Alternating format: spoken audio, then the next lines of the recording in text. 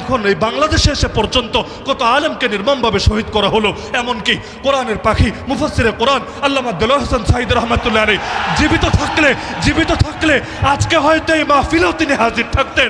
আল্লাহর বান্দাকেও নির্মমভাবে শহীদ করা হলো। ইসলাম থামে নাই। ওরা ভেবেছে কাউকে মেরে ফেললে, কাউকে হত্যা করে ফেললেই ইসলাম থেমে যায়। কিন্তু শুনে রাখো জালেমরা, শুনে রাখো আল্লাহ দুশমনরা, শুনে রাখো তাগুতরা, তোমরা একজনকে মারবা 10 জন তৈরি হবে, 10 জনকে মারবা 100 তৈরি হবে, 100 মারবা 1000 তৈরি হবে। মনে রেখো যে দিন বিজয়ের দায়িত্ব নিয়েছে আল্লাহ, এই দিনকে থামাতে পারবা না।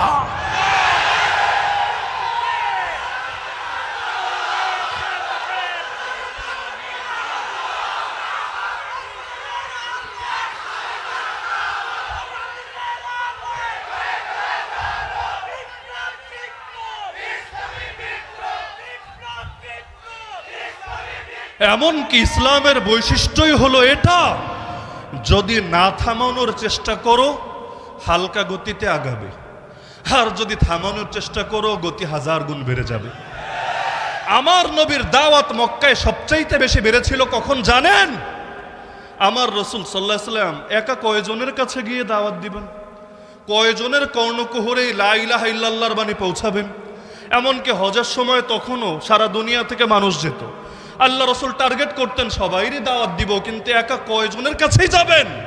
কিন্তু যখন ওরা বাধা দিতে চাইল, আমার আল্লাহ হিতে বিপরীত করে দিলেন। কিভাবে? মক্কার অলিতে গলিতে হাটে ঘাটে মাঠে লোক ভাড়া করে দাঁড় করিয়ে দিল।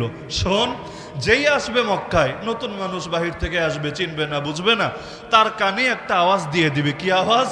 এই মক্কায় একটা পাগল আছে, একটা জাদুঘর আছে, সুতরাং সাবধান, তার পাল্লায় পড়ো না, না হলে সর্বনাশ হয়ে যাবে। তুমি তোমার ফ্যামিলি থেকে আলাদা হয়ে যাবা, জাদুতে আক্রান্ত হয়ে যাবা, বিশাল ক্ষতি হয়ে যাবে। এই কথাগুলো তারা ছড়িয়ে দিত। এখন মজার বিষয় হলো, মানুষ নিষিদ্ধ জিনিসে একটু বেশি আগ্রহী হয়ে থাকে।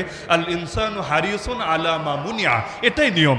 এজন্য যেটা না করবেন দেখবেন এটা লোকে আরো বেশি করে। আপনি বলবেন ভাই খুনোখুনি করিস না, দেখেন দেশের মধ্যে খুনোখুনি আরো বেড়েছে। হুজুররা ওয়াজ করছে চাঁদাবাজি করিস না, দেশের মধ্যে চাঁদাবাজি আরো বেড়ে গিয়েছে। মানুষ যা নিষেধ করে দেখা যায় কিছু মানুষ ওইটা করার মধ্যে আলাদা পৈশাচিক আনন্দ অনুভব করতে থাকে।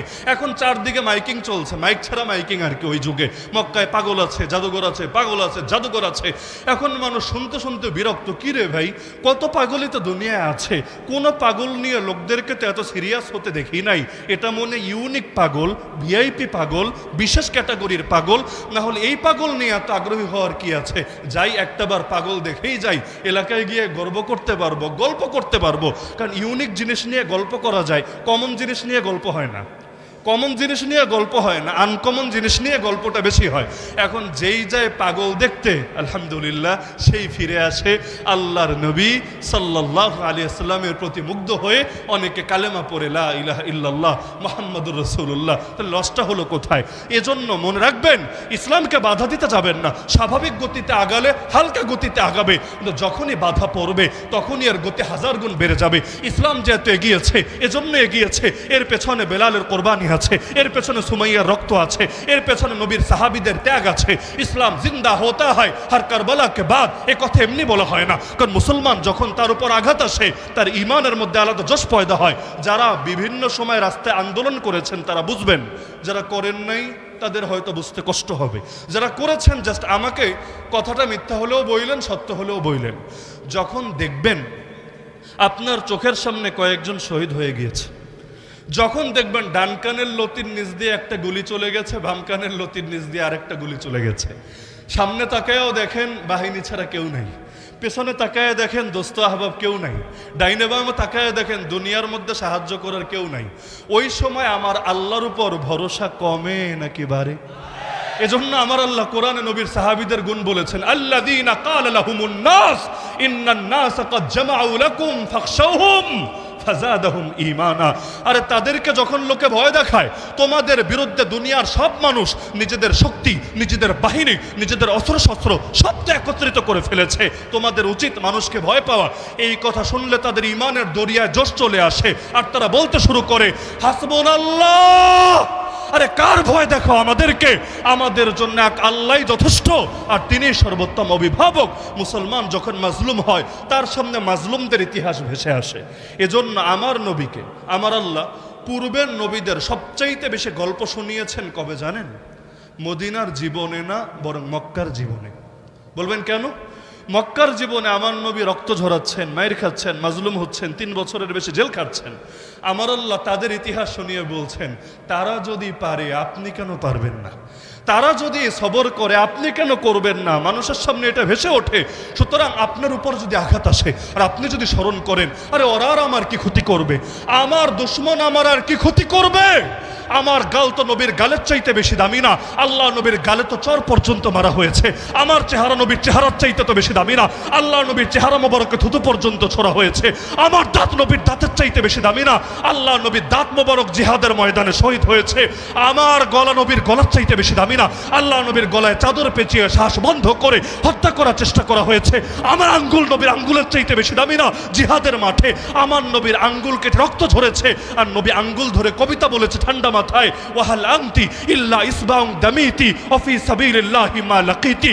আরে আমার পেট নবীর পেটের চাইতে বেশি দামি না, আল্লাহ নবীকে ক্ষুধার জ্বালায় পেটে পাথর পর্যন্ত বাঁধতে হয়েছে, আমার সময় নবীর সময়ের চাইতে বেশি দামি না, 3 বছরের বেশি আল্লাহ নবীকে জেল খাটতে হয়েছে, আমার জীবন নবীর জীবনের চাইতে বেশি দামি না, আল্লাহ নবীর খাবারে বিষ মিশানো হয়েছে, এবং এর ফলস্বরূপ এর 3 বছর পরে 7ম হিজরিতে বিষ খাওয়ানো হয়েছে, এর 3 বছর পরে নবী যে শহীদ হওয়ার দোয়া করেছিলেন আল্লাহর কাছে, আল্লাহ সে দোয়া কবুল করেছে। তা আমার নবী মুজাহিদ নবী ছিলেন, আমরা তো মুজাহিদ নবীর মুজাহিদ উম্মত হব, আমার নবী শহীদ নবী ছিলেন, আমরা শহীদ নবীর শহীদ উম্মত হব, আমার নবী সাহসী নবী ছিলেন, আমরা সাহসী নবীর সাহসী উম্মত হব, আমার নবী রক্ত ঝরিয়েছেন, বাতিলের সামনে মাথা নত করেন নাই, তা আমরা কিভাবে বাতিলের সামনে মাথা নত করব? সুতরাং জান যদি যায় তবুও নবীর পথে থাকবো, মাল যদি যায় তবুও নবীর পথে থাকবো, জেল যদি খাটা লাগে তবুও নবীর পথে থাকবো, এমনকি ফাঁসির কাষ্টে যদি চড়া লাগে তবুও নবীর পথে থাকবো, যতদিন বেঁচে আছি আল্লাহ নবীর আদর্শ জিন্দা করার জন্য লড়াই চালিয়ে যাব, এমনকি এর জন্য যদি রক্ত ঝরে সেই রক্ত ঝরাকে সৌভাগ্যের বিষয় মনে করব। এই চেতনা যদি কারো ভেতরে আসে, পৃথিবীর জালেমরা কিভাবে তাকে দমাবে, কিভাবে তাকে থামাবে? আমি তো মনে করি আল্লাহ নবীর কোরবানিকে কোনো মুসলমান যদি দিলের মধ্যে ধারণ করতে পারে, পৃথিবীর কোনো অপশক্তি নাই ইসলামের বিজয় থামিয়ে দেবে।